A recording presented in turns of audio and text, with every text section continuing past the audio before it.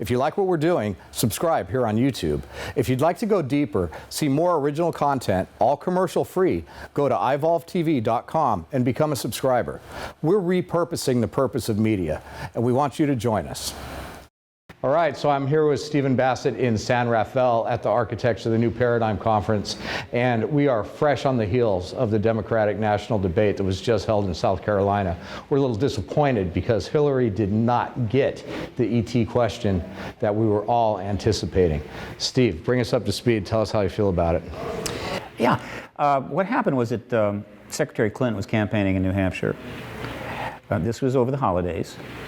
On December the 30th, she gave a extensive interview with the Conway Daily Sun editorial board. They asked her the full range of questions, Benghazi, emails, Clinton Foundation, and of course all the other issues. Good interview. And then afterwards, a reporter named Damon Steer, who she knew and had talked to her about this issue in the past, asked her about the ET issue.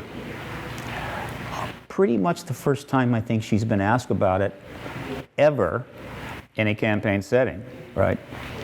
Now, it's interesting to note that, you know, John Podesta's been very hot on this issue for a long time, and there's been some tweets that we'll talk about later, but the latest tweet, or one of the latest tweets, was actually inviting reporters to ask her about the issue. Yeah. There actually is a whole background leading up to this moment in New Hampshire, so it's not like this just happened out of the blue. In fact, almost more than we could even cover here, though it's extensively covered at Paradigm Research Group's website. Yeah, we've been following the progress of video updates and everything else. So we're here at the point where finally a actual legitimate reporter publishing a nationwide story asks her the question. Ask her the question. And now what happens next is pretty significant, all right?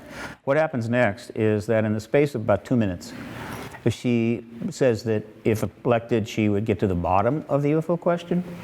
She indicated that we might want to set up a task force to investigate Area 51. She mentions that her campaign chairman, John Podesta, is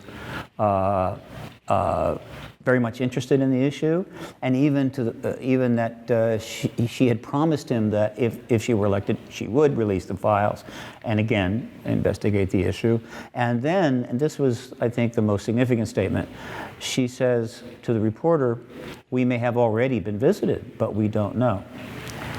Well, first of all, no presidential candidate and no president of the United States has ever said anything like that. All right, so that's unprecedented. Okay, fine. So what's going to happen? What happened is this goes worldwide. It's a global story. Hundreds of foreign language articles, hundreds of English language articles, probably 100 to 200 of your local radio station coverages. And I've archived it, the Congressional Hearing Status page at paradigmresearchgroup.org, probably about 100 and some of these, just as a sample. So this is a global story. It's in a lot of significant publications. Okay, fine, great. It's out there, right? And those stories kept coming out all through January. I think the latest one I just posted was around January the 14th or 13th. So what you have is the leading candidate to be president, wife of a former president who was already run for president once before, has just given some remarkable statements on easily the most controversial issue in the world that has the attention of a couple billion people. Fine. Well, a couple weeks after this, there's the debate in South Carolina, NBC. Now let me be clear. Paradigm Research Group made sure that the links to these articles and this issue was put under the nose of all of the NBC, MSNBC political reporters, all of them. And I'm pretty sure they didn't miss the coverage. And so what happens? We have a debate, they don't bring it up. They do not ask a question about it. They did ask an indirect question about her husband's, how would you say, issues with women in the past. It was somewhat indirect, not too confrontational, and that was responded to by her and by Senator Sanders, but ET issue, no. And I'll bet you're not surprised about that, are you, Ron? I'm not surprised at all. I mean, this issue has just been, everybody dances around it, nobody wants to address it, and One thing we might want to point out, I know we don't have time to go into it, but as these appearances have happened, Jimmy Kimmel, the two presidents going on there talking about it, there's been a lot of stuff that's correlated with your efforts in Washington. This issue has gotten more political coverage in the last 14 months than the previous 67 years. All right? And over a span of 14 months, we have her husband, President Clinton, going on Jimmy Kimmel talking about the ET issue. He goes on Colbert talking about the ET issue. Barack Obama goes on Jimmy Kimmel talking about the ET issue. Meanwhile, John Podesta is putting out tweets such as, "My biggest regret is not getting the files released in 2014." And then Lena Dunham, next time you interview her, I'm paraphrasing, ask her about aliens. And all of this is generating news. This stuff is just unfolding over months and months and months. Meanwhile, you know, and of course I'm up on the Hill trying to get congressional hearings. There's a lot happening prior to Secretary Clinton making those statements. I mean, you're knocking on doors up there. You're getting written up in Roll Call. You're getting written up in the other, Mother Jones, New yeah, Republic, Mother Jones. All of these magazines and publications that people on the Hill are reading, yes. And then also a whole lot of other national coverage. Right. So you're having an effective result in getting media and press on the issue. And then there's the Rockefeller Initiative, which is clearly documented, and you've been making a lot of people aware of that. Well, yeah, at the heart of all this, which is the fundamental, it's the point of the spear of the political engagement, is that Secretary Clinton and her husband engaged the Rockefeller Initiative for 3 years. And there's 32 principals involved, of which 25 are still alive. And none of the government principals, including Secretary Clinton, her husband Bill Clinton, President Clinton, John Podesta, Mac McLarty, Leon Panetta, Webster Hubbell, and Al Gore, have ever said a word about it, and have never even been asked about it until last March, with reporters I was working with started sending questions into Secretary Clinton and John Podesta and Bill Richardson, and received nothing back, no response at all. And reporters don't like that, and so they sort of knew things are sort of heating up. So all of this is prior to her making those statements. And NBC, unless they're completely brain dead down there, they've taken the new marijuana liberalization to heart, and the whole damn place is stoned 24 hours a day. Must be, yeah. Must have known about this. And so she has an opportunity to be asked about this, and they decline. But there's a more important point to be made, and where my anger tends to boil up a little bit. We've had great success in the print media, there's no question. And one of the reasons is that while the print media often is corporate owned, these corporations are set up specifically for that paper, right? What have you. Sometimes they're part of a syndicate, but not so much in the television arena. In television and cable news, these networks and stations are owned by conglomerate corporations or other corporations. Like I think Comcast owns NBC now. It used to be GE. GE was worse, in my opinion, than Comcast. And so the fact is that when it comes to the tough, difficult issues, the controversial issues, or anything that will upset the government, the network and the cable news people are completely failing us. They're just not doing their job, right? They're useless. And because they have not done their job, it has prevented the American people from properly addressing matters like war and peace and economic decisions that have ultimately led to, have been associated with massive policy mistakes that have cost the United States trillions and trillions of dollars, killed hundreds of thousands of people, destroyed our reputation around the world, and created a powder keg, a chaotic situation that could end up bringing down civilization. That's a journalistic failure of grand proportions. You know, it all is laid at the feet of these networks and cable news shows, in my opinion. Here we are, right after this debate, extremely disappointed in the journalistic integrity. Just at a least few weeks ago, on network news, yeah. We were in Washington, D.C., right, at the National Press Club, and you read the plaque. We're going to cut to that right now. I'm standing next to a plaque in the 13th floor of the National Press Club in Washington, D.C. This plaque was given to the Press Club at the 50th anniversary of the Columbia School of Journalism, which was founded by Joseph Pulitzer in 1963. It has a powerful quote on it, but the first sentence of that quote, in my view, is one of the most important sentences that anyone might read with respect to the future and success of the American constitutional republic. Let me read. Our republic and its press will rise or fall together. This is something people need to remember every single day. And if they are a journalist or an editor, publisher, producer of a television news program, they ought to read this quote every day, because we are seeing a situation in the last 60 years where the decline of the media has precipitated, to some degree, the decline of the republic. An able and disinterested public, an able, disinterested, public-spirited press with trained intelligence to know the right and courage to do it can preserve that public virtue without which popular government is a sham and a mockery. A cynical, mercenary, demagogic press will produce in time a people as base as itself. The power to mold the future of the republic will be in the hands of the journalists of future generations. That was 1963. Our media is failing us, and if you're in a totalitarian state, if you're in Soviet Union or North Korea, hey, no big deal. But if you're in a democracy that is trying to sustain that social contract, you got a major problem. So in other words, our press increasingly is operating as if it was in a totalitarian state. Not totally to the degree that we've seen in other countries, but still leaning that way. Well, this is not where we have to go. So our social contract and our ability to maintain our status as a democratic country is being continuously undermined by a failed, grotesquely incompetent media, particularly in the area of television and network news, where people very much get their information.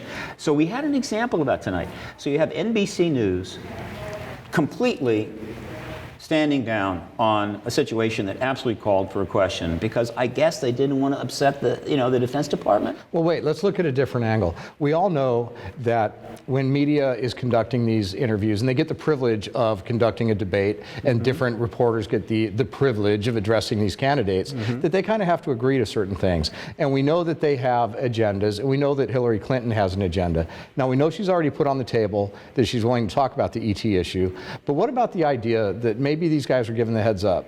Now's not the time. Maybe she wants to wait until she clinches the nomination, That's a possibility. and then she can bring that into as a mainstream issue in the election. That ain't supposed to happen. But it does. Well, if it does, then that's even worse than That's even worse. That's the whole point. Well, then the media is in complete collusion with everybody that's running it. Even the Republicans are able to say to these guys, there's things that we're not going to talk about. Well, I tell you, you're being harder on than I am, because I'm just basically saying they're cowards and incompetent. You're saying they're in collusion. I'm just saying they're completely You're sold saying they're out. in collusion They've with the completely parties. sold out. All right, well, especially with the Clintons, because the Clintons and the media have been in bed for a very long time. So it's not like, if Hillary doesn't want to be asked about aliens, no reporter at ABC, NBC, CBS, or any of these places is going to have the guts to go, no, we're going to ask you, and we're going to ambush you on national TV with the ET question, like it or not. You know this was discussed. Look, I can't say that for a fact. I'm not prepared to go quite that far. I'm not saying that the Democratic National Committee or Hillary Clinton or John Podesta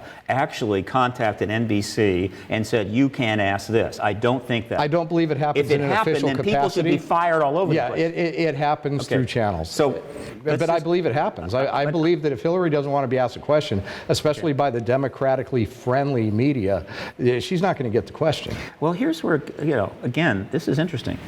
See, we're talking about a cowardice media versus a media that's in collusion. Are they a participant in the truth embargo? Are they a vehicle of the truth embargo? Who do they answer to? And what did we just see an example of? Well, they're mesmerized by the truth embargo. But again, I think I should point out that in the debate tonight, and though I must admit it was done in a very kind of safe way, Lester Holt brought up the issue in a kind of indirect fashion of Secretary Clinton's husband's previous dalliances, all right? And it was a safe approach. Bernie Sanders commented on it. Everybody was kind of comfortable, and we moved on. Now, see, that's already been tested in the media. They've already tested that Q&A and whether or not people were really going to attach any negative connotations to whatever answer she put out. Well, first of all, plenty of people are attaching negative connotations to it, and the right wing is pounding her to death on it. And if she'd have been on a Fox News debate, they'd have hit her right in the kisser. So in a sense, that reflects NBC's liberal bias, without question, but they ask it nevertheless. The ET issue is of a different matter. She was clearly out there on it, and it was clearly covered worldwide. They had every reason to ask that question. And so that goes just beyond them being nice to Hillary Clinton. It tests the fact that, as far as they're concerned, that question could raise a problem with the government. And when you talk about the government, you're talking to some degree, in this case, you have to include the military intelligence complex. And so now we're getting issues about to what degree are these news media, which are run by corporations, some of which, as in the past, actually are corporate national security contractors servicing the Pentagon, right? And then you got the media standing down on issues like war, like peace, like the extraterrestrial issue. So all of this stinks to high heaven, okay? But I think that the point that I want to make to my supporters and the people that are following this video tonight is this. I've been at this now 14 solid months, engaging the media at a level unprecedented. We've had a considerable amount of success with a whole range of print media, and there's more print coming out, all right? But we have been completely stonewalled by every single cable and news national talk show. Every one of them. And I mean, PRG's work is in the news all over the place. And so essentially, this to me gave me just enough, I don't know, motivation to just say to the camera, I'm indicting the network and cable news operations for failing in their job, for being mesmerized under the truth embargo, and exercising a sort of journalistic cowardice that simply has to end. Be assured, right, the print media are not so hamstrung. They are starting to cover this extensively, and as this thing moves forward, eventually it's going to blow out. And people that have made fools of themselves on some of these shows, you know, even someone I kind of like, Rachel Maddow, has on several occasions embarrassed herself on this issue, though she may not know it. And there are others. I mean, I'm not going to just single her out, but they're going to be they're going to pay a heavy price in terms of the eyes of the American people as this issue unfolds under the heading of where have you been? What have you done? How you missed this, right? So where we are now is that the opportunity to give Secretary Clinton, who I think was prepared to answer the question, a chance to engage this, has passed. Now this presents, now let's get down to some real politique now. This presents a serious dilemma for John Podesta, all right? Why? John is sort of the advisor here, he's the strategist on this. The next debate is after both the Iowa caucus and New Hampshire primary. Since she wasn't asked about this, it's quite possible, unless it comes up in some of the follow-up interviews, which you know always take place, right? This coming week, there are going to be a number of them. She's going to be on some shows to follow up what happened in this debate. If she doesn't engage this issue, and she goes through the Iowa caucus, win or lose, and she goes through the New Hampshire primary, win or lose, but the print media keep marching on, and I'm telling you, there's more articles coming. And this issue comes out, and she's forced to respond to questions elsewhere. Guess what the first question is going to come from some of the real tough journalists? Secretary Clinton, you're now telling us about the Rockefeller Initiative. You're now acknowledging how much your husband's administration engaged this. You're actually confirming that you were involved in the Rockefeller Initiative, received the documents, your staff were involved. We know this because we have the documents confirming that, as you have recognized. So could you tell us why you didn't think the voters in New Hampshire and Iowa deserved to know this before they voted for you in these past two elections? What do you think her answer to that is? Well, you know, I wasn't asked about it. I didn't think it was important. Or they didn't have a right to know. Or it's tough. You know, it's coming out now, they didn't get it. What is she going to say? Mr. Podesta, who already has his hands full with about a half a dozen serious problems for his candidate, who's getting battered from 8 different directions, and has over 100 FBI agents currently investigating their foundation. has got a tough call to make. And my message to Mr. Podesta is this. Your candidate had better get on this issue before the Iowa caucus, or her problem with respect to this issue is going to exponentially increase and become untenable.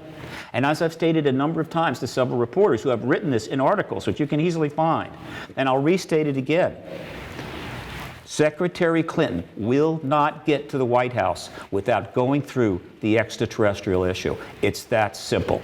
So it's time for the networks to get on it. It's time for the print media also to keep on this. It's time for the American people to start saying, look, we want the truth on this. We want it now. And if we can't get it during a presidential election of this magnitude, for which we're going to donate $4 billion, then when?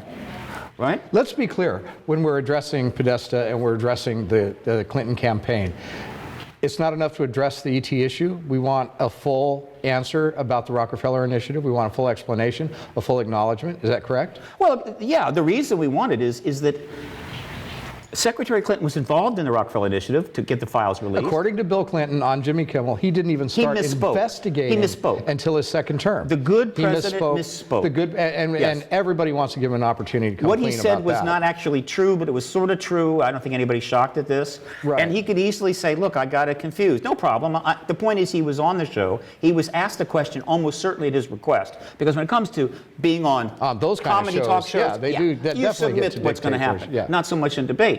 All right? So he was involved in the issue. She was involved in the issue. They've never talked about it in 23 years. And so, yeah, the Rockefeller Initiative is at the heart of this whole thing. If none of that had happened, if the Rockefeller Initiative had never taken place, if they've never engaged the issue, then it would be a non-issue. It would be no more an issue for her than it is for Kasich or Ted Cruz, right?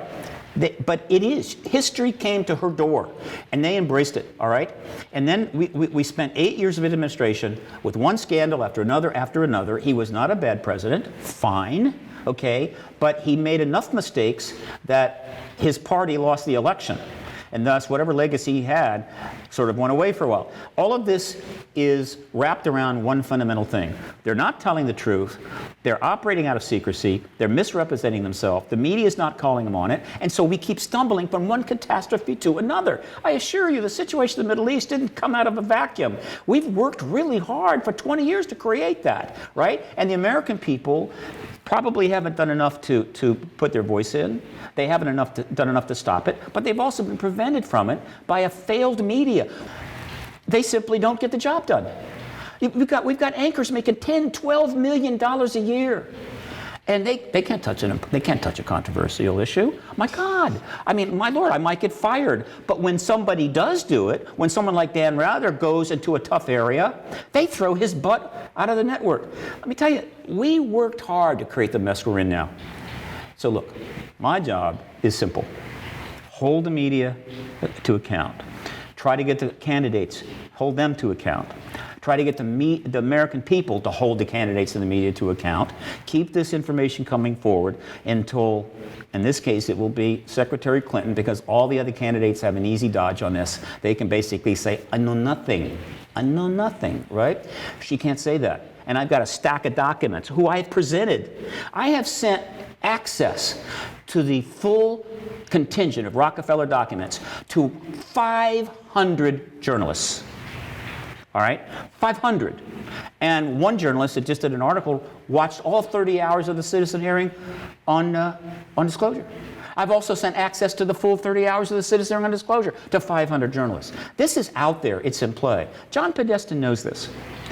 And my fear is that John, seeing NBC basically tank it, is thinking, oh, you know, maybe we'll just ride this out. They're not going to challenge it. My candidate brought it up. They didn't do anything about it. Yeah, there's some papers writing about it, but who cares about that? But if everything that we know about John is true, he cares too much to just blow it off like that. Not necessarily. What you've been seeing with the Clinton on Kimmel, Obama on Kimmel and all this stuff, these are kind of trial balloons. They're putting stuff out in anticipation that it might happen, it might blow out. But they're also trial balloons, meaning, okay, if we do this, what's the reaction? And so they're carefully measuring what the reaction is. Now, they're seeing a lot of coverage of all of these events, such as the Clinton's appearance on Kimmel and Podesta's tweets. But they're seeing it, and they're saying, how far is it going to go? All right? All right? So they're calculating with each one, where is this going? They got a message tonight that no, the network wouldn't even bring it up in a debate, even with all the print coverage. So will it happen in the next debate? He's having to make these calls, all right? And so my fear is that MSNBC is giving him a false sense of where this is going. Because the fact is, you know, MSNBC failed tonight. But there are several more significant articles that are coming out within the next 5 weeks, right? Washington Times did another article today, right? Mother Jones has got one in the works. National Observer just went 2 days ago. There's more coming. This is not going to go away. Steve, we just had another opportunity for politics and journalism to come together for the sake of the American people and move that ship a little bit closer to the shore, get us a little bit closer to the truth, get the issue a little bit out there. And once again, we were failed by both. How it got there, why it happened, we can debate all night long, but it did. And, you know, I agree with you. They need to come clean. I think Hillary can answer the Rockefeller Initiative question very gracefully. It's not like it's going to create a big, huge scandal for her. All she has to say is, yeah, we met with Lawrence Rockefeller. He wanted us to look into it. We started the framework. Yeah, I read the books. We couldn't get any information from the Pentagon. We were stonewalled. Exactly. My husband didn't have a right to know. Throw the Pentagon under the bus. Sure, they have a lot of ways. And they have 23 years to practice. She doesn't have to duck the issue. That's the whole point. And so, yeah. You're calling on everybody to finally come clean about this, and you're doing it with passion, and now's the time. Thanks, Steve. You're welcome.